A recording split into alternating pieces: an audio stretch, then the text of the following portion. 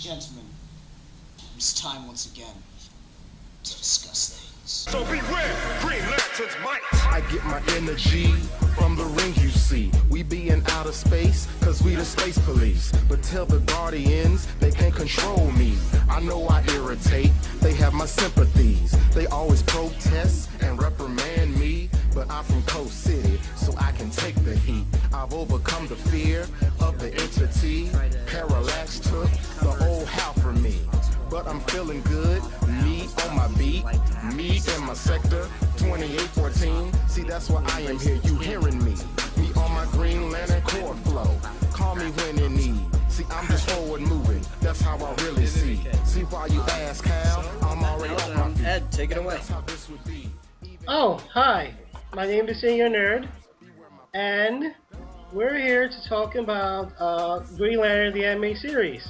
Season 1. Season 1. Well, actually, I think you got confused. This is currently, we're still in Season 1. This is, because it's meant to be 2 13-episode arc in one season. Oh, separated like Yeah. half a year apart. Okay, well, This is in part any 1. case- This is part 1 of Season 1. in any case, this is season 1. All right, I'm just saying this is season 1. Season 1. It lasted 9 months, and then they waited like half a year in between. And then it came Waited back. until another season to do another string of episodes. This is season 1, and then the new one, stuff that's out is season 2. In my mind, Right. It's awesome though. It's awesome. It's so worth waiting for. Yeah, even though it's keep pushing it back, even though there was like 2 straight episodes of new season, and then after advertisement, and then now we have to wait till January.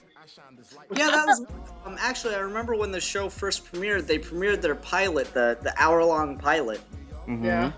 and that was in like January of last year, and they didn't start the show till what, June? And that was weird. Yeah.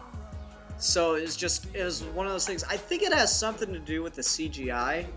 Yeah, but it looks fantastic. I mean, I think they've gotten a bigger budget now, and that's why it's taking longer because they're Well, the thing about CGI that's interesting is you'll see DreamWorks do this a lot, where suddenly they'll have shows just based on the movies that come out, like the How to Train Your Dragon's doing that, Yeah. and Kung Fu Panda's doing it now.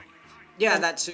The reason for that is once you create a CGI model, it's 3D, it's all around, so you never have to create it again. You just have to tell the points where to move in this new situation. So it's a lot cheaper than, animation where you had to redraw the character every time and new poses and new clothing. You can always change out elements like that when it comes to CGI animation. Now that being said, like, the thing is, it takes a lot longer to, one, render an episode when you're doing CGI as opposed to regular animation, and also takes more time to create new characters that are appearing. So that could be part of it, but I doubt that's all of it. I think it's just more to do with Cartoon Network / WB wanting to capitalize on, the whole superheroes genre coming up all at once. So they wanted, Young Justice and Green Lantern to be playing at the same time so they could have that block. Yeah. Mm-hmm. And I heard the reason for this pushback is because next year they're premiering Beware the Batman and what was it? Oh, Teen Titans Go, which is This coming back. What? Teen Titans is coming No, back. no. If you watch DC Nation, it has these shorts between the shows, Oh, you and mean one so- of them, they pretty much, it's gonna be Sorry. just like the shorts, but like in half hour. Oh, that Aw. sounds terrible. Yeah, because here's the thing. I like Teen Titans Go, but for making that, it's like, because I like the original Teen Titans, when it was on Cartoon Network, but the shorts pretty much the what people think Teen Titans the shows really is. It's like the over exaggeration of people's thoughts of the Teen Titans anime series in those It's all shorts, chippy. Yeah. The shorts are chippy, and I like the shorts, but the strength of the original Teen Titans, it was great. But the shorts are good with chippy stuff, but you can't have an hour-long episode of just chippy cuteness. Your Mhm. brains, your eyeballs will explode. That's a Yeah. scientific fact. Yeah. Okay. Okay. Yeah. Anyway, let's get back to just the first season or the first half of the first season to be all Um, technical Yeah. of let's Green let's Lantern, just the animated series. let's fill in all those people who'd never read a Green Lantern comic book in their life about the history of Green Lantern. I'll just pop in something about the Green Lantern Guardians. The whole Green Lantern Corps is basically this is the origin from the comic books, but apparently, um, in the past, one of the Guardians went back to the beginning of the universe to see how what happened, and somehow they unleashed all the evils upon the world. Apparently, all powerful beings did that at some point. It's and just that's why they're trying to make up for it by creating the Green Lantern Corps. They're Corp, basically not corpse. They're not the green. They're not zombies. That was the corp, whole point of Blackest Night. not a Yeah. corpse. Like as in militarized corpse. It's corp. not pronounced corpse. It's pronounced core. Sorry, Yeah. sorry. It's my accent. But yes, and Hal Jordan is the title character, is the title hero of this particular animated series. He is a test pilot on Earth, and one day he is snatched out of his test plane, and he's taken to a crash site where an alien spaceship has crashed, and a Avatar. dying green, yeah, Avon a dying Green Lantern officer, says that his ring has chosen him and that he is the new designated Green Lantern of Sector Earth 2014. 2014. Come on, man. You gotta know that. I'm Come on. sorry, Dude. dude. It's 2014. Okay, but Flying through the cold of space, seems it's yet to find my place. one more thing. Green Um, Lantern. That's right. It's just one thing about the show that I really like, and just something that just like really pissed off me about the movie. The movie was okay, if you put a little bit more money into it, it would have been even better. But the thing about I love just the visual of just the ring flying out into space looking for another Green Lantern. It's just such a wonderful visual, and it's so somber and sad because a Green Lantern has just died, but one more is just gonna take its place. It's like, oh my god, that's so cool, that's so Arthurian. Oh my god. No one just died. Awesome. Yeah, but there's gonna be a whole new hero to take up the mantle. Actually, that brings up my not necessarily favorite, but something I was so just blown away by. This series is, a Saturday morning cartoon show. It's not an Adult Swim show. It's a Saturday morning kids show. Okay. And in the very first in the very first episode, they kill somebody. Yeah. And then later in that It's episode, they kill somebody else and blow up a planet. A whole fucking planet. the very first few seconds of the show, a Green Lantern gets murdered. The very first 5 seconds of the show, they don't show it, but you hear the sound of the flesh. And it's like, oh my god. Dude, they couldn't even gotten away with that in Batman the Animated Series, the way they did that. You don't get shit. that Ultimate Spider-Man, don't you, kids? Huh? That was I don't want to say it's my favorite thing, because obviously I don't support, killing off characters all the time. But Mindless Well, violence. it was like a random Green Lantern. It's like, who's this guy? no, but still, it's a character. I don't support just randomly killing your characters. But just, wow, what a way to start a series, and how bold for a damn kids show. Yeah. That's the thing, is this is Bruce Timm and the team returning to their roots, because this is what they wanted to do with Batman, with that style of just it's something kids can watch, but it's not for kids. And if that makes sense. Adult. And the thing is, the main villain for part 1 is the Red Lanterns. Yep, and that was surprising, which is a very dark origin, with the genocide of an entire sector. Yeah, and the whole thing about rage and vengeance, that's the whole force behind the Red Lantern. And then of course they had to edit and tame. I guess the purists will say that this is like a watered down Red Flag corpse. I mean, but I get it. But the thing is, the Red Lanterns are just like they're basically the inspiration of the Red Lantern Corps. Are there's the zombies. There's the zombies from for the movie 28 Days Later. You know how they spit out blood and just go mad crazy. It just wants to just devour. See, that's the thing is that's what they were. That's what they were in the old 52. But the new 52's Red Lantern book is taking it somewhat closer to what we got in this series. Not quite, but it's much more akin to that with this. You know, they're really powerful. They're really pissed off, but they're not mad dogs like they are in some of the comics.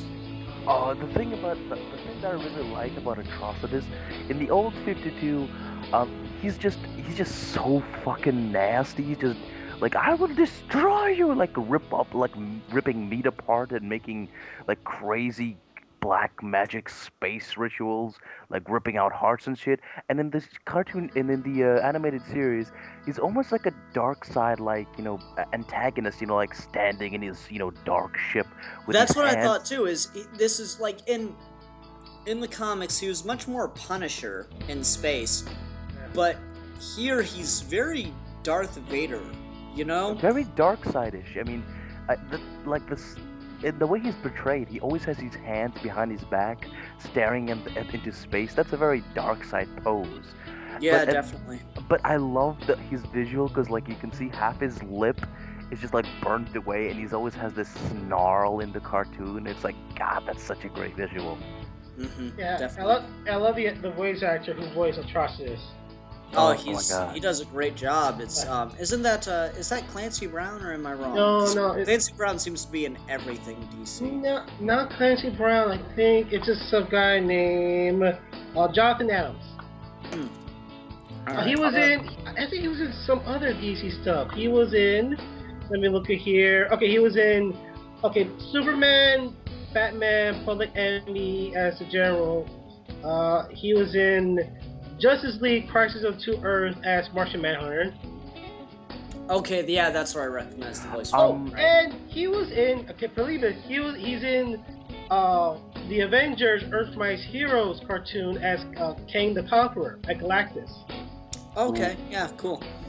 One more thing before we move on, about the animated series. That it has the thing that I think was lacking from the movie. You see, the animated series has this thing that large blockbusters didn't really do, you know, before the Avengers. It has color, and yeah, color is a little bit important in the Green Lantern Corps because, you know, color. It incorporates color. Yeah. I mean, like, you look in space, it's like, it's not just black with little white dots. It's like, oh, giant multicolored space storms, and it's like different colored planets. It's a very lush looking cartoon. I mean, it's just a feast for the eyes. You put it a full screen on your computer, and it's like you're watching like it looks so good. It's like Pixar but on a budget, but it's still it looks like a Pixar film. But in the best way possible. The level of animation is just it's up there. It's so great.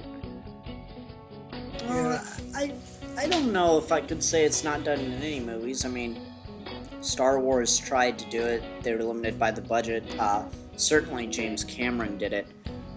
In Avatar and beyond. Yeah, that's what I mean. Not necessarily space itself, but just the environments in sci-fi. Yeah, that's what I mean. Most sci-fi, like, especially in the Green Lantern movie, it was good. I liked it, but it was just you look at the Oa in the animated series, and it's all futuristic, you know, like lights and just it looks so Yeah, but great. I liked what they did in the movie because it was all like it had that Kryptonian feel of just like they grew their buildings, which I thought was interesting. You know, Yeah. in the movie, it was okay, but it looked kind of dirty, and it just looks like it's just. Well, they wanted that hit. organic feel to it. You definitely it saw looked- that come through a lot. I thought that was cool. I think one. Go ahead. No, So go it- ahead, Ed. No, Milan's Go been ahead. talking for like the last 3 minutes. Okay, Go ahead. sorry. Go ahead. Go ahead. Sorry. Well, no. The thing about one thing I did like, I'm one of those defenders. I would defend Green Lantern anime series, though I get the problem. The problem with Oa is when I saw it, I was like, because I kind of get where they're going with Oa and the rest of the Green Lantern members. They want to make them more alien-like. Like they want to make them look really, well, I guess, creepy looking in a way how they look. And of Oa, yes, it's a bit like more of built like stone-like buildings. It's like like mountains, and I kind of get that. But with the Oa in Green Lantern the Iron series, like yeah, this is how I picture Oa to be, and Fair I enough. think yeah, I dig it. So I always that's the thing is the comics always change so much, like the yeah, environments of everywhere. You know, you'll never see the same Gotham City skyline twice, it seems. And you'll Uh, never see the same Oa, so any interpretation of Oa is completely valid because there is no set interpretation of oh Oa. yeah, yeah. That's what I'm Um, saying. I just prefer the animated series OA to the movies OA. They're they're fair both enough. they're both pretty good, but it's just the OA in the animated series. It looks more. That's the whole thing about the animated series. It looks very slick 60s. I mean, Yeah, I even agree. it's like 60s, but like evolve. It's like what the 60s should have been. It's like it's It's like this what the '60s wanted to be. No, exactly but exactly. actually, so this brings me into something I kind of wanted to talk about based on the whole personal preference thing. Something this series really got a lot of a hill it had to overcome in the beginning was the fact that it was using CGI. And like I still talk to people who will not watch it because it's CGI and not, hand drawn animation. example. And and the thing I find so interesting is the way in which they're using it. They're not just trying to create, photoreal stuff with the CGI. It's very stylized. And my favorite part about it is the way the energy from the constructs looks. Like you Oh see it yeah. in the blast. It's not just straight, light CGI. It's got like this textures and movement inside of it that is really interesting and unique. And it's like I haven't seen that done anywhere before. The closest thing is lightsabers in the Clone Wars, but that's just straight light. I'm talking, of course, the Clone Wars series. Excuse me. You're welcome. That's just straight light. But in this, you see like this moving, you know, almost kind of like a lava lamp when the Red Lanterns are shooting stuff. Yeah. And It's more blood like, especially when the little circle guy shoots stuff out of his mouth. It's like, oh my god, they're referencing the blood spurty thing. yeah, Oh exactly. yeah, I yeah, do like that. yeah. They replace with like fire. Yeah. Yeah. It's really well done. I really do like the way the CGI is used. How about you guys? How do you feel about CGI over hand drawn animation? It all depends on how it's used. Like both Milan, have. stop copying out like that. You do that every time I ask a Dude, question. I'm not. Dude, I don't have preferences. It's literally, it's either way. You have really great stuff that hand-drawn animation is great, but if you have a bad budget, it looks like shit. Dude, I don't just have a preference. I don't make lists. I'm like, well, there's some like this and stuff like this. It's not copying But you out. have had to have thought of, man, overall, I generally prefer things that are CGI, or overall, I generally prefer things that are hand-drawn animation. You can't say it depends every single time. These are black and whites. These are not the same things. God damn it, Dude. man! I'm sorry, man. I'm crazy. I can have multiple favorites at the same time. Shut up. Remember multiple personality? Fuck you. Um, sorry, that was Milan number 3. He's an asshole, but Oh, all of them are assholes. no, they're not. But anyway, back to before you guys move, I'll be quiet for a while, but just I gotta take this one thing. It's really how I mentioned everything looks like the '60s. Aya looks like a '60s go-go girl club chick. She looks so '60s, and I love it. Are you sure you mean the 60s and not the 70s? No, Aya. She looks like a go-go girl from the '60s. Yeah, just the things you're talking about seem more 70s than 60s with the, circles and the orbs and the glowing. It seems No. more 70s than 60s to me.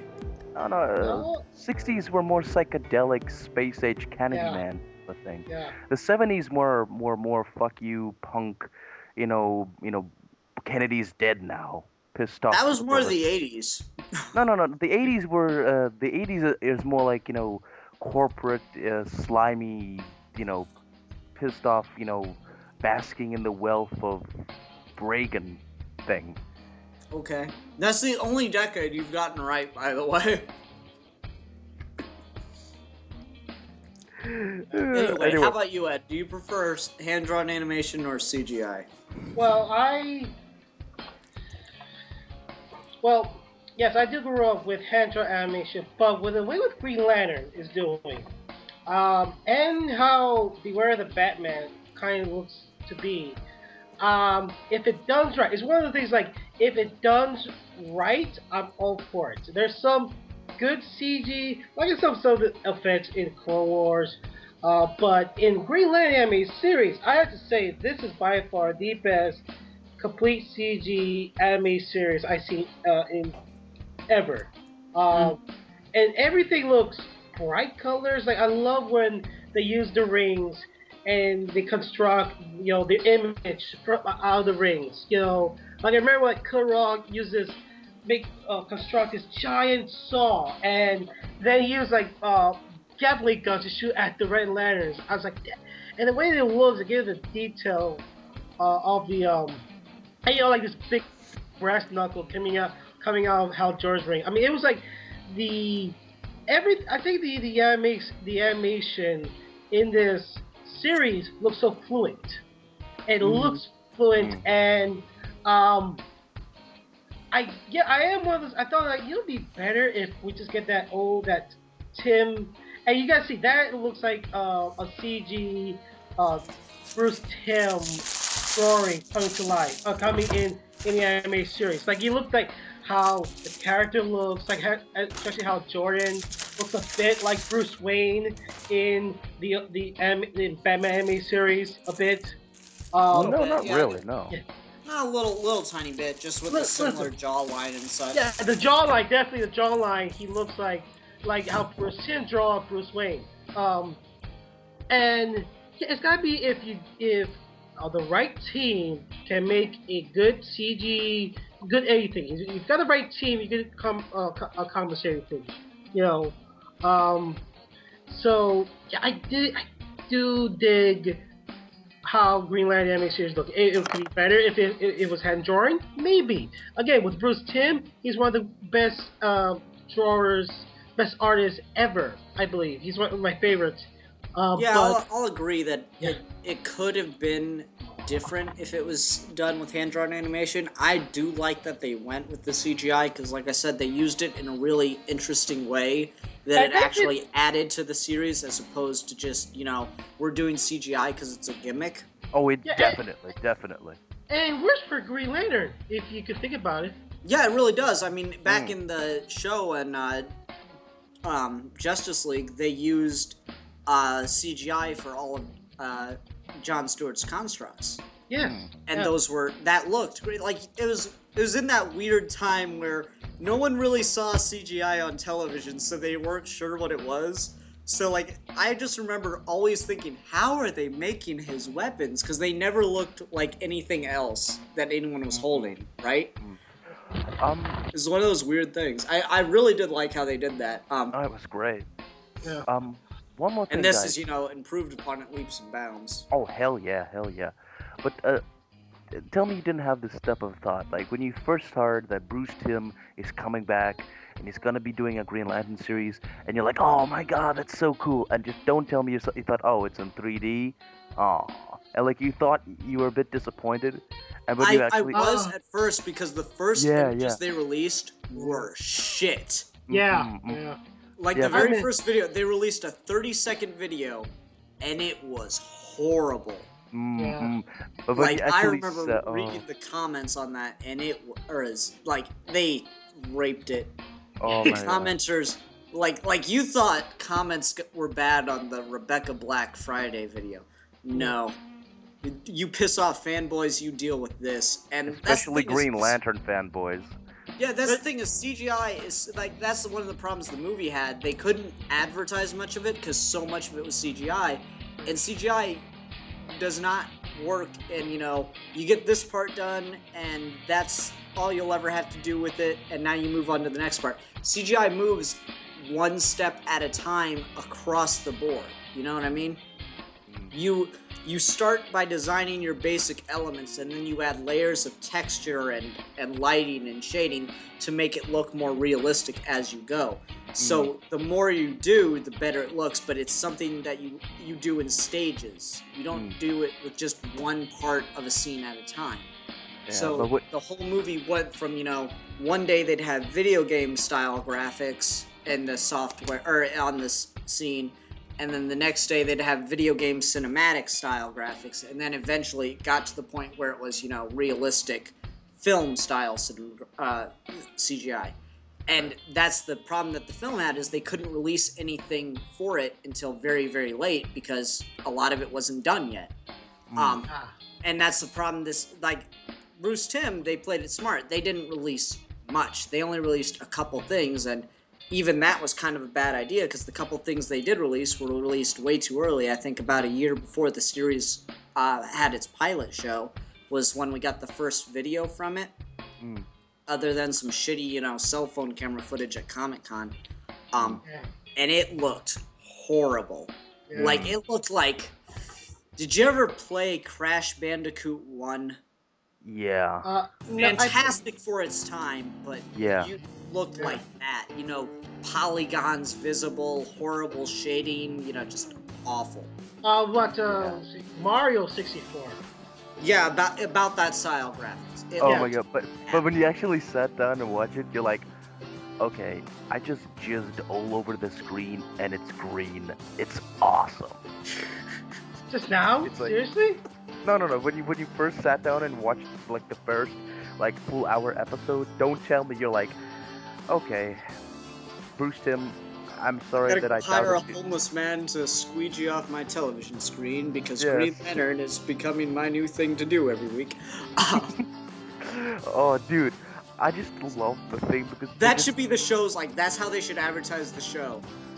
In this economy, it's hard to find jobs. That's why we're making nerdgasm-worthy television.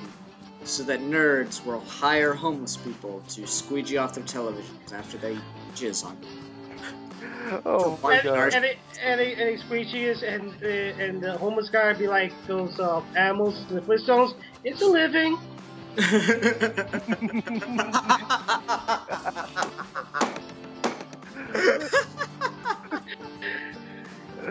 Oh god! like the pterodactyl record player. It's a living. It's a living. Oh, thank you, Ed. That made me laugh. That was great, Ed. You're my new favorite person, dude. Wait, what? Yeah, screw you, Zeb. Sorry, Ian. You've been replaced. Yeah, sorry, Ed. Ian. Ed's my new number one. You slip down to number two because it's because of that Flintstones gag. You've got to pick your game up, man. Oh my god, this is I feel like that sad walking away music from the Hulk should start to play. Oh god, I just love. Oh my god, the character designs are great. The aliens is just so much stuff. Okay, actually, character designs. Who's your favorite character? Not only visually and story-wise, they can be the same, but they can be two different. Visually and represented on screen, story-wise. Who are your favorite characters? Me, Atrocitus looks awesome. He does look awesome, but for me, it'd have to be Aya because it's so great because that moment when Razor realizes oh my god. You're wearing the skin of my dead wife. It's and she's like, well, I'm sorry. I needed a copy for a female body. It's like that's what you be getting that the episodes beforehand. You'd be getting a sort of a weird semi sexual tension thing between Aya and Razor, and then it's oh my god, you're wearing the skin of my dead wife. It's not. Can I say that it's kind of annoying me between Aya and Razor? It's they kind of have this romantic connection. It kind of that's like my only criticism with the show. It's like, I don't know, oh, because it was done really subtly, and it's Yeah. not like getting in the way of the story at all. yeah, Not but it's at all. yeah, but it Oh, just to me it's like, oh, a robot and a alien, are they gonna be together? Like, Well, why not? I mean, Aya is not like Aya is a far cry from the HAL 9000. Let me put it that way. yeah. She is much more, like Shapely. bicentennial man than HAL 9000. Yeah. There's when the episode when they're on Mogo. There's that Oh, yeah. scene where when they meet like the Marauders and the girl, it's like for the first half of the episode, the girl's like, "Oh my God, it's so long since I've first seen a girl so perfect as you," and she's like, the camera pans over her, it's like, what is it? Is this girl lesbian? And it's like they get like a weird lesbian vibe, and they like, "Come with me, Aya. Let's go into the crevasse alone together." And it's like, "Oh my goodness, I hurt my leg. Please pick me up, Aya. Take me to the ship." I'm like, "Are they going where I think they're going?" And it's like, "No, it's sabotage." It's like Actually, since you mentioned it, There's gotta be. I there's should gotta be answer my footage. own question, which is why I asked it so that I could answer my own question. Fucking Mogo! Oh yeah, I love Mogo. he talks like when Ian first told me that Mogo talks, I was like, oh, like it's gonna be lame. It's gonna be lame, and then it's fucking Spawn. It's fucking Mogo. Exactly. Like when I first heard Mogo's gonna be talking, and I thought it would be lame, and then it turns out to be Spawn. The guy who played Spawn, voiced Spawn, is Mogo. I'm like, okay, fine. But you won, Bruce Timm. You won. You win. You You just win. take all my money. Just here. Yes. You Just can have it. just take it all. Take it all. This you can is take yours my- now. Yes. You win. Uh, It's officially, you can't be criticized anymore. You've achieved divinity. No, my favorite Green Lantern, my two favorite Green Lanterns are sector partners, Mogo and Biz. And that's actually something I share with Ryan Reynolds. We both really, really like Biz, because Biz is a bee. So you got one of the smallest Green Lanterns, not the smallest, but one of the smallest Green Lanterns, who is literally a bee. Yeah. Or a fly. It's actually a fly. It's a fly species. It's more fly-like than bee-like, but it has a stinger. All right. And Mogo, a living planet that is cognizant. All right. So you have the huge sector. You have this sector of space that both of these two have to cover because they're partners.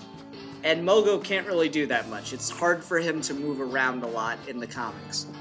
So, it was so sad that Biz never got his own miniseries, because, like, they always talked about him being super busy, having to run around the sector all the time and take care of stuff. And I was like, damn it, I really want a miniseries with Biz, because he is awesome. He, Wait, the he comic? makes constructs. He makes constructs several times his size. Like, he makes roller coasters and, like trains that are, to scale with what we think of when we think of roller coasters and trains, but he's a fly. Dude, you know what they should have? A Buzz miniseries with just those giant ass specials they come out with just Yeah. just a Buzz miniseries with that size comic. That'd be awesome. Like, Oh. 5 issues, because like I forget which book it was, but like he was late to go show up and meet some Green Lanterns near Mogo, and he goes, "Sorry, I'm late. Space pirates." I was like, "Fuck yeah, that sounds awesome." So it was really great to see Mogo in the animated series as an actual character. Like, I liked him in, I liked that we got him in Emerald Knights, the movie that came out, the animated movie that came out right before the actual movie. I like that we got him in that, but he didn't say or do much. But the animated series has this weird thing where he's able to move around quite a bit more than he usually is. And he talks. And I like that they don't bother explaining it at all. He just does it. It's Moco, bitch. Pretty much. I really like Mogo. I always thought he was really clever. It's Yeah. fun as hell to hear, like, to see Mogo and do, like, Oh. they come up with so many funny things for Mogo to do in the comics, and he really started doing that. He got, like, that wise, all-knowing characteristic, but you always got kind of a vibe for it, but this definitely took it to another level. Dude, I just really like how he, like, and it makes sense because, you know, he's been alive for, what, probably 4 billion years, give or take. Dude. Because he's a planet. It takes him time to form and stuff. In Emerald Knights, I love the scene where like the little girl Green Lantern, the new recruit is like, "Who's Mogo?" And everyone's like, "Oh, Mogo is a badass." He's like, "You don't fuck around with Mogo." No. like- Mogo is the big guy. Oh, he said Mogo doesn't socialize. Mogo doesn't socialize. Oh my god. And that's straight out of the comic. Oh. Weird thing about the comic, I actually have that issue because I do this weird thing with collecting where I don't collect for value, I just collect that. I must own that because it is awesome. It's like Alan Moore, right? Yeah, written by Alan Moore, and like in the comic, a lot of people don't realize this, but Mogo's blue. Mogo's like tree line and stuff is blue in the comic. Oh, dude. And, like, I love that in Emerald Knights where that bounty hunter guy just comes down and is like, "I'm a warrior! I want to fight the great warrior Mogo!" And he's, like, running around this planet. It's like, and then he realizes, oh, fuck, I'm standing on Mogo. That's the Alan Moore story adapted. I know, yeah, I know that. It's like, oh my god! Oh, dude, Funga. Oh god, like, I would Like Viewfunga, you don't want to fuck around with a guy named Viewfunga. I think that's how they said his name. Ed, do you remember? Emerald Knights? Yeah, and how they said the bounty hunter's name? Vaguely, because it was alright, the Emerald Knights. I liked some of the shorts, some of the stories, and yeah, I don't remember how you just remember how they said the bounty hunter. No, I remember. I do remember that, you know, Mogo does a socialized story, but I remember how you pronounce that guy's name. Sorry. Damn it. Guys. Watch it again. Wait, maybe I can download it. Hold on, I'll figure it out. You guys keep talking. They have really great facial animation in this show. Especially, I loved that one scene in in the second episode, I think it was, where they're on this when they first go out into the frontier space and they meet the Green Lantern that's being attacked by the Brazier and the little bull Red Lantern. And they get to his home planet, and his wife is fixing him up. You meet his kid, and it's all cutie pie and stuff. It's like, a soldier comes home from the front, and it's just like, and then the guy asks, "What's with that thing on your face?" The guy asks Hal Jordan, and it's like, "Oh, it's for my secret identity." And Kilowog's like, "Oh, he's afraid that some guy out in space will find out that's Hal Jordan," and it's that look on that guy's face, like, secret identity, what? Just the look at his face. That's actually something that this show does really well, is the style of humor. Oh my god. Like, there are 2 moments from the first season that I just crack up at. It's not even funny to, like, watch it so much it is to think about it. Yeah. It's when he's trying to get Razor and Kilowog to get along more, and he sits them down and says, "Now you two shake hands." And they look at him like, "What?" And he goes, "It's an Earth custom. It means there's no hard feelings." So they both ball up their fists, raise them above their head, and shake them at the same time. And he's like, "No, not like that." And then the other one is they're out in space for a long time in this series, and they're running out of food. So they're down to their last rations. Hal Jordan has a grilled cheese sandwich, and Kilowog has, like, this weird beetle thing that, like, he rips open and eats it like it's a crab. Alright? And Kilowog just goes, "What exactly is cheese?" And Aya turns around and says, "Cheese is a curdled milk substance obtained from a female bovine species on Earth." And Kilowog just looks at him and goes, "Why don't you eat that in a closet from now on?" The show does such a good job of that fish out of water thing with just, like, really finding ways to describe or to say things that are everyday speech or everyday activity on Earth and make it sound just weird and disgusting, and that's awesome. Oh my Like, god. I know we're not talking about the second series, but there was another one that I have to bring up. Tomar Ray and Hal Jordan are hanging out, and they're, there's a bunch of stuff that leads up to this, but basically Hal Jordan says, I know what my gut feels on this one. And Tomar Ray goes, I hate to disagree with Blanton Jordan's digestive juices, but... Yeah. Oh, but back to that's awesome. But back to that guy who in the second episode, just his eyes just open up and he's like, secret identity what? And I for some reason that just made me shit my pants laughing. Yeah, I mean, and then like Hal goes, well, tell me when they get paparazzi on your planet. Okay. And the 24-hour news cycle. Oh my god. Yeah. Dude, Pretty good. Just you were talking about you were saying something, Ian, how basically this series has balls because in the very second episode they kill off that guy. You see his kid, you see his wife, like, oh, I'm an engineer, my wife's a scientist. Here's our little daughter, and like, spoiler alert, the guy dies. But how he dies? Basically, the Red Lanterns plant a bomb in Red the Foreman, volcano. by the way. Red Pretty Foreman. sure. Yeah. Let me just say this.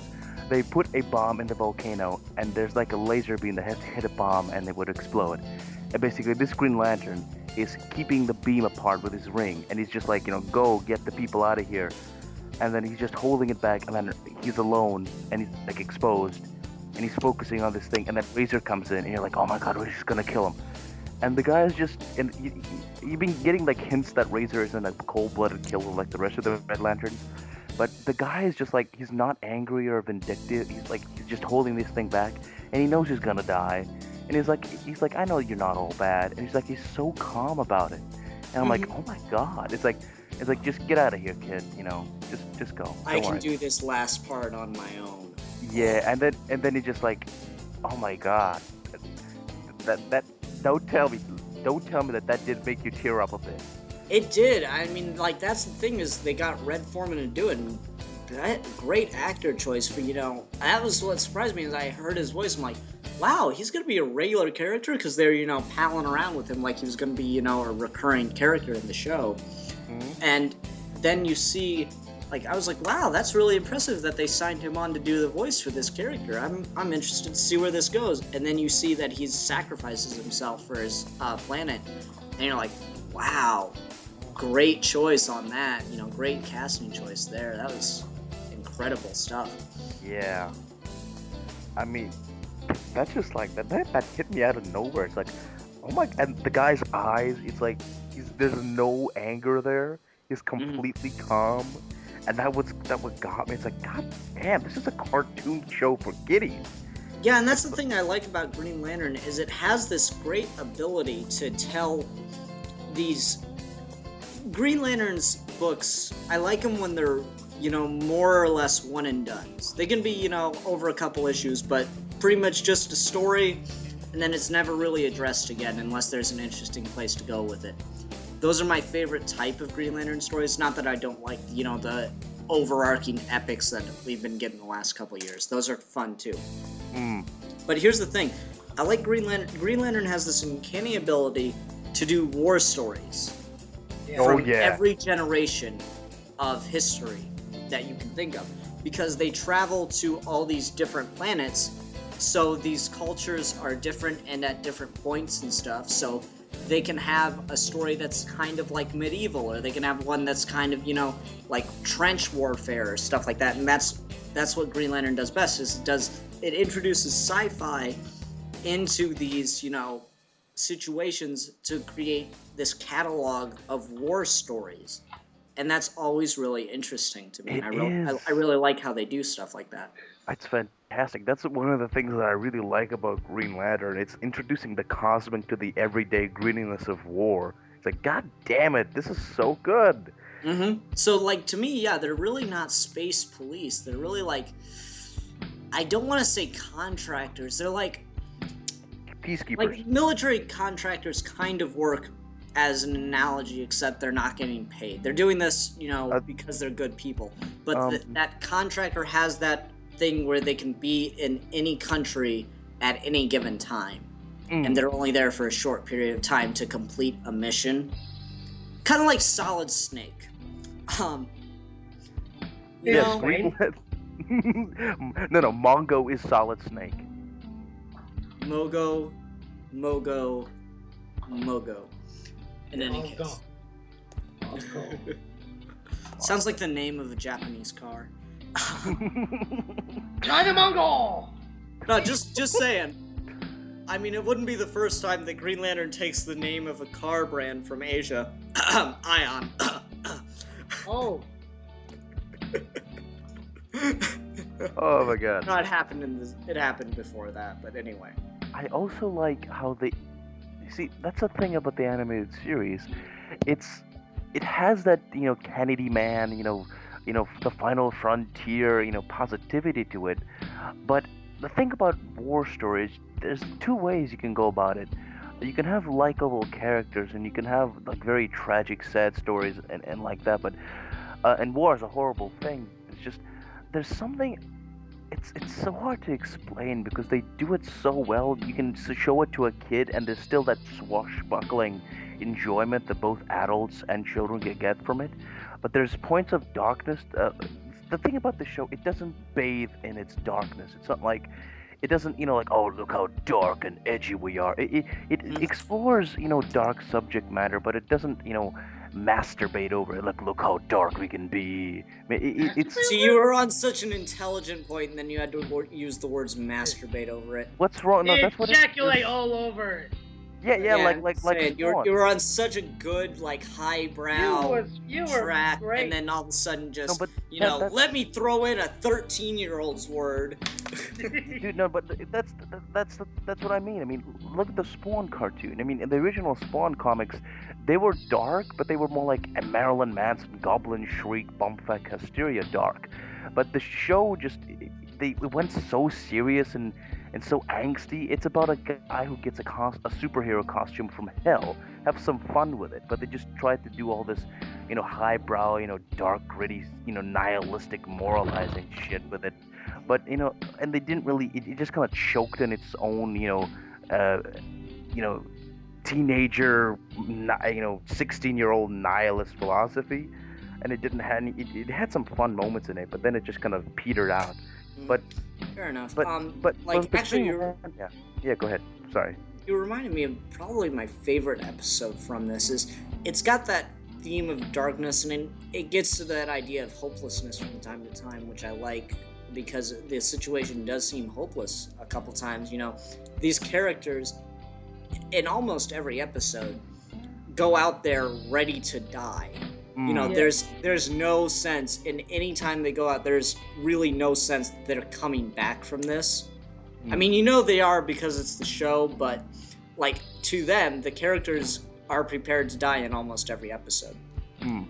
And the scene that I still find the most compelling, and God, whoever wrote this line, just absolutely fantastic. Even though it's kind of borders on cheesy, I don't care, because just the way from the delivery to the situation to the build-up of the moment was just so well done, is in the final episode in episode 13, I should say, when Hal Jordan and Atrocitus are fighting inside the Guardian's Citadel, and Hal Jordan has pretty much been beat. He's on the ground, Atrocitus is kicking him, the Guardians are cowering in the corner because Atrocitus is going to kill them all as soon as he defeats Hal Jordan. One of the Guardians says to the other, he can't go on, he hasn't the strength. And she looks and she says, he may not have the strength, but does he have the will? And then the theme song kicked in, and you were like, yes! And then Hal Jordan got up, and he managed to fight it up, and I was like,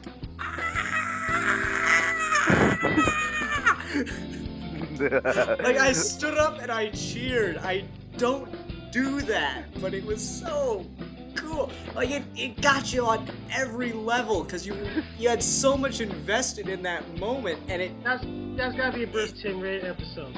I hope so, because it's just, I don't know who wrote that line of dialogue. I don't know who came up with it, but God, brilliant writing. There was so much that led up to that. That was the moment. That was the line. There's this thing in writing that I try to do, because prose is great, but poetry is remembered. Jim Morrison made the point that no one ever memorizes a novel, but people memorize poems, even long poems. So when I write, I like to try to do what I see done from time to time, and that is to write a paragraph or to write some lines of dialogue from time to time in a story or a novel during really important parts, like they are poems. They still have to make sense and they still have to work in the narrative form, but I like to structure a paragraph like it's poetry so that it reads and resonates and sticks with you. And that line of dialogue is poetry to me. It is done in the manner that it resonates and sticks with you beyond the actual context of the piece, and you can remember it at will. Yes, and it was almost like a beat poetry essence to writing things like that. It's really great. Great, dialogue, by the way, man. But one thing that I wanted to bring up that just to completely destroy that wonderful thing you just said. Atrocity, when Razor is being tortured by the Red Lanterns, when he comes back and basically they know that he's been, snitching to the Green Lanterns, Atrocitus punches Razor in the balls when he's hanging from the roof. And like when I first saw that, like, no, he didn't do that. He did. Razor's like spat on the little circle guy, and then Atrocitus just comes over and just punches him full force in the testicles. And he's like, ugh, like, no way you just go, ugh. If a guy that big punches you in the balls, you would throw up. I don't know, alien anatomy and so, I don't know. Just to completely obliterate that, just the move, Oh yeah, they're used to it. Whenever I come up with something intelligent to say, Milan's like, balls and dicks and farts. Boobies! I'm Russian and I like the boobies and Oh, dude, you get voice acting. You just got me right there, man. We should do a video. You, Bill, and I should do a video where we all switch and like pretend to be one of us. Yeah, let me do you like. I'm Ian and I'm so awesome because I know how to write. I don't know, just stop. You gotta do better than that. That's the thing. Okay. It's not even close on the voice, but it's what you're saying that matters more than how your voice is. I don't know. Nervous. I don't know. I'm trying to think of something pretentious that you would say. Pretentious now? No, not pretentious. Just something to. I don't know. You're not pretentious. You can back your intelligence up, but oh god, I don't know. I know. What would you say? I don't know. Let's move on. Yeah, you've been quiet for a while. What's up? What? I was just thinking about the show. Oh, just one thing real quick. Zox. Zilius Zox is the name of the round guy. Yeah. Because that was driving me crazy because Milan kept saying the round guy and I'm like, shit, what is his name? I knew it started with a Z. Yeah. Go ahead, Ed. Go ahead. Go ahead. Over talking you for a while. No, because you're right about the writing. Because if you know Bruce Timm series, they know for his great writers. Yeah, but that's the thing is like there are some lines that stick with me, mostly Batman's lines because they're clever, but there wasn't a ton going on in the animated series that was written to be resonant like that. There were a couple lines in Epilogue that were like that from Justice League, the second to last episode of Justice League. I disagree with you. I mean, the Batman animated series, there's some stuff that just stick in my mind. Like, Well, like I know in Return of the Joker, the line that always stuck with me was, Joker summing up Batman. It's like, and after all these years, to find out you're just a little boy in a cape crying out for mommy and daddy. It'd be funny if it wasn't so pathetic. Oh, what the heck, I'll laugh anyway.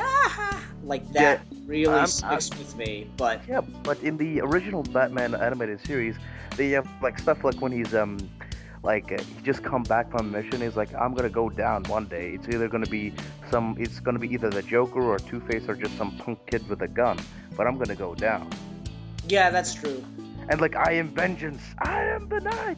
I am Batman. I mean, that's just is awesome. Yeah, I'm not saying that they're not there. I'm just saying they're farther and fewer in between. And they're not with most of it's Batman lines or Batman character lines. Like, Superman had that one really awesome monologue in the last episode, but that really wasn't poetic. That was just, okay, we've been making Superman weak throughout our entire animated continuity, so let's give the boy some balls in the last 2 minutes of it. Oh my god, that just pisses me off so much. It's like, it's fucking Superman. Oh. Electric shocks were pretty ridiculous. Like, it seemed like you could kill him with an electric shock. Like, that's dumb. Yeah.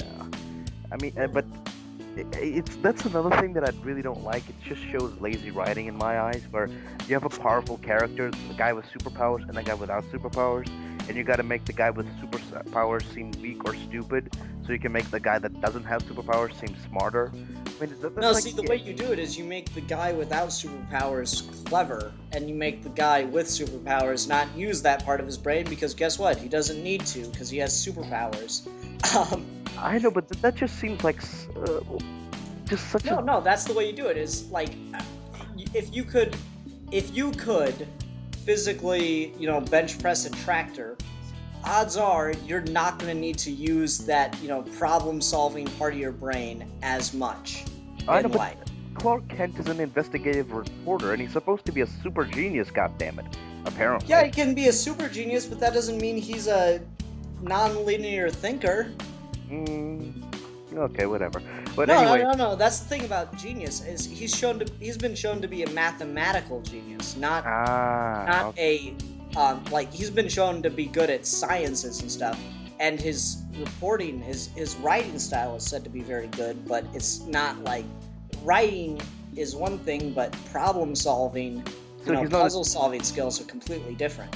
Oh, so he's not a different side of the brain. Like, literally, in anatomy, it's a completely different side of the brain. I know, but it's more about to do with the action. I mean, like, sure, Superman gets a few good hits in now and again, but it's just like, I don't know. Never mind. Let's move on to the Green Lantern, because that's what we're talking about, but yeah. Goodness. Green Lantern had a couple moments. I mean, there was that really cool episode with Jon Stewart where the Manhunters tried to take the Central Power Battery in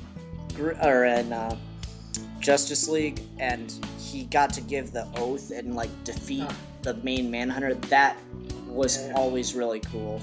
Yeah. Got a couple other here and there when he fought the Thanagarian general. That was cool. But that's the problem, is the more characters you have, the harder it is to give them that, like, one cool line. Yeah. Hell has one line. I don't know if you might think of it as cheesy, but I always liked it. Like, I know it's when he's talking to Razor, and Razor wants to kill Atrocitus, but Aya's all screwed up. I think it's that. Maybe I might be wrong, but he gives this speech to Razor. It's like, I know you're willing to die for this cause, but I know you're willing to die for this, but are you willing to fight, to live on and fight on, something like that? When was that? I think that was. I think that's when they rescued him. I think that's when they rescued him.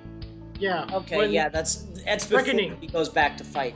That's before he goes back to fight. Not Razor, Atrocitus. Yeah. Sorry. What's the round guy's name again? Zox. I mean, for a cartoon show, that's a freaking terrifying character design. Just like a giant mouth with like tombstone sharp teeth. That's It reminds me of the Langlo Liars. To The be what? honest, with you. The Lango Liars. What's that? It's a like sci-fi channel movie based on a Stephen King novella. Oh, yeah, I think I heard about all those like round furry creatures. They aren't furry. They're just round balls of teeth that eat time, and that's what he looks like to me. Okay. There was a Green Lantern that had that same body, like it was the same species. Yeah, they're from the same planet. Yeah. Yeah. The one thing that pissed me off though is we did not get to see my favorite Red Lantern in this series, Dexter. Oh. The cat. The cat is a beast, dude. I have a figure of the cat. Dexter Really? is like. Yep, I have an action figure of the cat from the Red Lantern Corps. Good You for just know, dude. You just know in season 2 they're gonna have a whole episode dedicated to that one character, just to make Ian happy, just to make all the cat fans happy. You know what we should do? You know what they should do is they should do an episode where Biz and the cat have to fight each other. Oh. Because I love how they use the cat in the comics. He's like such a booby trap. It is ridiculous. Just all the time, it's just, oh, look at this cute little cat. Aw, and then all of a sudden it's spitting napalm on your face.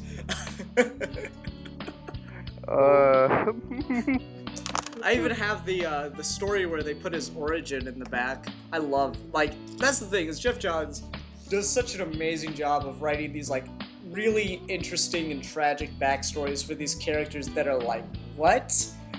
It's a cat with a Red Lantern ring? Are you serious? That's dumb. And then you read the backstory, you're like, I haven't read that story yet, though. What's Green Lantern backstory? Volume 4. Okay. Tell us. So it was this, it's a little tiny cat, and I don't know if you're familiar with the image. Both of you are from out of the country, so you might not be, but when people have a litter of kittens that they don't want, what they'll traditionally do is, put them in a box in the city, and they'll, like, just leave the box on the street corner and say, like, free cats, free puppies. I don't know if I haven't personally ever seen it, but you see it in movies a lot. All right. Mostly Disney movies. What? Mostly Disney movies. Mostly Disney movies, but In Russia, they just put cats in a bag and drown them. That's nice. In any case, so Dexter is in this little box of cats with all his little brothers and sisters, and he's blue. And this woman comes by and she goes, "Oh, what a sweet little kitten!" And she picks him up and takes him, and she calls him Dexter. And she loves him and treats him good, and he loves her back, because that's what cats do. And they're cute, it's a little old woman with a cat. It's precious. Yeah. And you can tell the cat actually loves her. And then one day he comes home from running around out on the streets of the city, chasing mice, doing what cats do. And he sees that there's someone in the house. So he goes and he growls at this person, and the person picks him up and throws him out a window. And he runs back upstairs, and the person's gone, and suddenly the old lady's dead. Huh. When the police show up, they shovel the cat out because they don't want to deal with them. And sitting around and just trying to figure out what to do, and it gets picked up by some hoodlums, and they just shit kids, and they decide to put it in a bag and throw it in a river. And Milan, I said okay for a reason, because as it's falling from the Brooklyn Bridge, it looked like, into the river, the red ring comes and it says, "Dexter of Earth, you have great rage within your heart. Welcome to the you belong to the Red Lantern Corps." And suddenly, like, the cat just bursts out of the bag, and it's just flames everywhere, and it attacks the two guys that threw it in a river.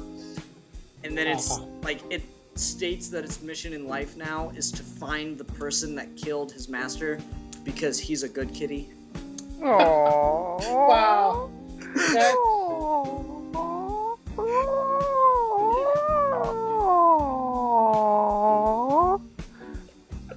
Aww.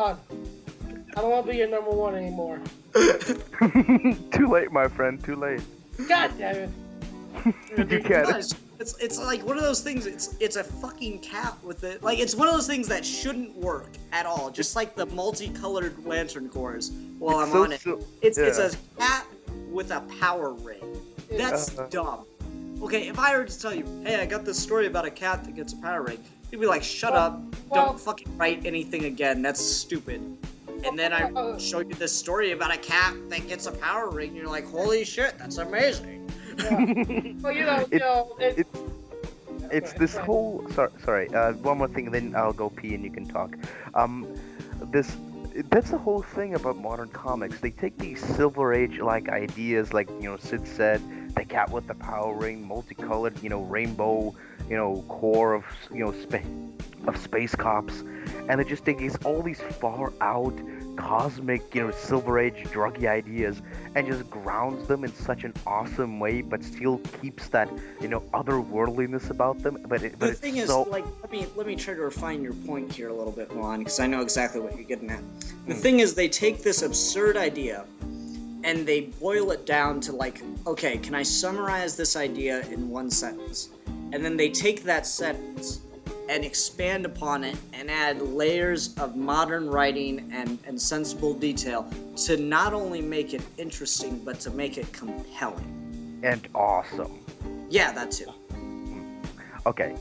Sorry, man. Go ahead. No, what I was gonna say about Dexter being part of the Green Lantern Corps. I mean, look at the Green Lantern Corps. You have, of course, the planet Mogul. Of course, I can't believe you didn't mention Chip. Chip's okay. It's just he was gone by the time I started reading Green Lantern. But you so see, it was always Mogo with me. Yeah, but they also with Buzz, Biz was a. Yeah, this just make the sound that a fly makes. Yeah, but the thing with those they're from alien planets. Chip is from a planet of I believe just like alien squirrels or alien woolen creatures, if I'm mistaken. But with Dexter, he's just an Earth cat, and although I heard, I could be wrong, because I've been so behind because I'm behind in comics, and I've been catching up with New 52. But I hear that there's a human. There is. There's a human Red Lantern now in the comics. Yeah. And it's actually really clever how they did him. Like, I was really impressed with him because the way they set it up. What's his name? Rancor, which is kind of dumb, but the way they explain it, it works. But here's the thing. Here's how they set it up. Is an old man gets hit with a car or something like that, I believe. I can't remember the exact situation. And he's got two sons. And one is a friggin' hothead, just yelling at the cops, yelling at everybody, and getting in trouble and stuff like that. And his brother is very reserved, very, sensible person. And the hothead gets in trouble with the cops related to, in some way, to the death of their father. And then, he runs to his brother's house to hide him, and the cops bust down the door and, stupid misunderstanding, and the brother gets shot. And so the cool, sensible guy snaps. And he gets so pissed, and so, it happens so quickly that he immediately gets a red ring.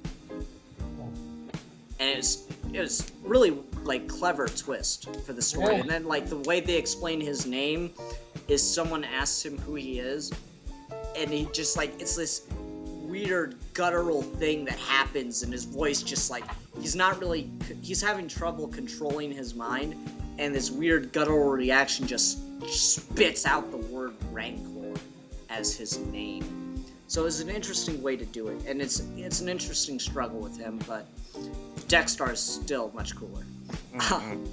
Dexter is, he's the boss.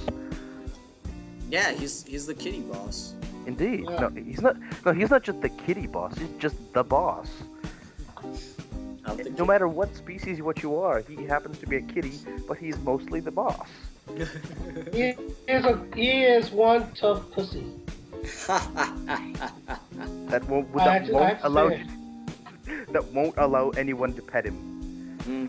No, he lets. That's the thing. Like, that's what's so cool about it is, Atrocitus and Dexter are like best buds, and you'll see Atrocitus occasionally like petting Dexter. So Atrocitus is like, all Atrocitus needs is that spinning chair and someone to walk in the room at the right time, and he just be like, "Hello, Mr. Bond." With this cat. Oh my god! If they have that in the animated series, I'll give Bruce Timm one of my kidneys, even if he doesn't eat it. Even if he doesn't eat. Just like Bruce Timm just goes out to his mailbox one day and opens it, and there's just like this package that's like soaking wet with Mulan's blood, and it's a little note. It's like, I figured you might want this because I wanted to give it to you, so there you go. And he's like, "Ooh, I wonder what this is. A fan's gift, thank you." And then he opens it up, it's just like a kidney, just covered in blood, inside like this cardboard bag or box. There's not even like any plastic wrap or ice or anything. Mohan just took out his kidney, threw it in a box, and closed it, and then sent it over. Exactly. But Milan, you can't give anyone your kidneys. They're totally shot from all the vodka. Oh, that's so true. I'm sorry. In any case, we're getting on our time limit here. So, any final thoughts that we want to address before we close out today? Go ahead, dude. No, go ahead. Okay then. The show is so great that if my vodka soaked kidney displeases the great god of Bruce Timm, I will gladly prostrate myself with whips in front of the shrine that I built of him in my closet. Okay, Ed, do you have anything useful to say? Well, the thing is, Green Lantern is one of my new favorite cartoons, the anime series on TV. Yeah, and I am excited for what's coming on next. I mean, they set up the Antimatter and the Manhunters, and we're getting to see from the promos Sinestro, which I'm excited to see how he'll fits in the show. I, as a fan of the comics, because Green Lantern pretty much got me into comics, and with Jeff Johns' run, I like to say that this is a good show, and damn you, Cartoon Network, for pushing it back to January. So goddamn it, guys. There's one thing I forgot to bring up that I just wanted to mention real quick, is if you're not, this is probably the wrong time to bring it up at the end of the episode, but anyway, if you're not a fan of the Green Lantern, continuity or the Green Lantern character, this is actually a really good place to get started, because if you don't know anything about it, it does a really good job of slowly introducing major elements of the mythos. Prime example is the way they're doing Green Lantern's weakness to yellow. Yeah. The first time it happened, they didn't directly state what it was. And then the second time it happened, they figured out that it was this particular kind of yellow rock, but they didn't know anything about it. So it's a really nice, smooth progression to get into that. And I like that it's not a fucking yellow sign or a yellow crane that they can't do it. That's so dumb. It's a very particular kind of element that does it, and I like that about it. And that's just a really good example to it. Like I said, it's a really great place to start, because not only is it compelling if you are a fan, it's compelling if you're not, and it gets you into the mythos in a big way, because yes, they're changing things from the comics, but not complete 180 changes. These are slight things to tell their own version of the story, and you probably couldn't go pick up any issue of Green Lantern from watching this, but you could definitely pick up, Secret Origin and start to dig it and stuff like that. One more thing before we move on. I'd love to see Bruce Timm tackle the Flash in this same CGI style. Yeah, I could. Flash. I don't know if Flash needs his own cartoon, but it'd be interesting to see him. He does. I don't know, because he's got terrible villains. Yeah. Oh, he does. Yes, they're awesome villains. Well, the anime, they're pretty bad. Oh, Captain Cold? Are you saying Captain Cold is bad? Yes. Trickster's a badass, dude. Shut up. No, actually, I'm gonna put something up on the screen right now about how I feel about the Trickster.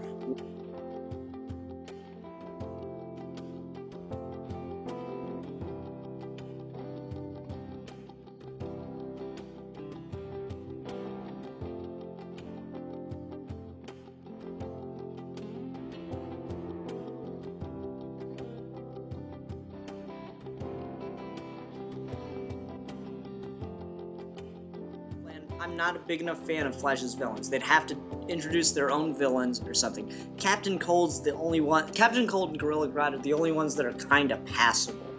But the other ones get so lame. I don't care about Captain Boomerang. Oh, Dr. Light, or whatever his name. Mirror Master, there it is. Mirror Is an idiot. Mirror Master, you remember the one where he was like chopping cocaine on his mirrors? Which one is that? That was from, okay, what was it? The one with when It's the one where Garth Ennis wrote the Flash. That one issue where Garth Ennis wrote the Flash, and it The just one issue. The Yeah. one issue. well, he's pretty cool. Just What do you Garth- think my problem is here? Maybe that it's inconsistent. I'm sure, like, that's the thing, is the Flash is one of those characters, and his rogues, not necessarily the Flash, but his rogues are definitely those characters where they're not good characters. When you have a story with them that's good, it's because the writer is good. It has nothing to do with the character. He's just able to use his talent to make this character interesting for a short time. That happens a lot. Anyway, Nothing against you if you like them, but you gotta admit, those are some pretty lame ball characters. Even when Jeff Johns was writing them for that brief stint before Flashpoint, it was painful to read from time to time. The Reverse Flash is cool. He's an interesting villain. It's about where it ends. Okay, let's do our little if you want to call in and leave us a question, we'll leave Skype in. Just a little shout out. I will draw you if you are the first person to sign in. Okay, and on that note, it's an idea debate discussion next week, and it's Bill's turn, so I text him, and he should be back for that by next week.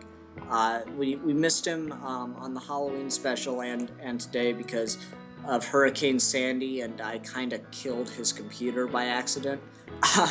So, sorry, Bill. In any case, Bill just texted me. He says, what if we discuss reboots and remakes? Mainly the validity of changing major aspects of the original. So, we'll refine that a little bit, and we'll get into it next week. Bill will be rejoining us. Ed, thank you for coming on. It was great to have you. Sorry we kind of overpowered you on discussion, but still, you had great points. It was great hearing from you, and great talking to you again. Yeah. Oh, Ed. By the way, you one question on the title card. You want to be a Red Lantern or a Guardian? The choice is yours. Let's see. I do have a lot of rage, especially being over talked much in this video. So, yeah, give me a Red Lantern and just be angry at you for. To make you to make up for the fact that me and Ian, babbled away ahead of you, I'm gonna make you the best Red Lantern image ever. Okay. Anyway, thank you guys for thank you guys for tuning in this week. Until next time, we're your Geeky Gentlemen, and we will be discussing.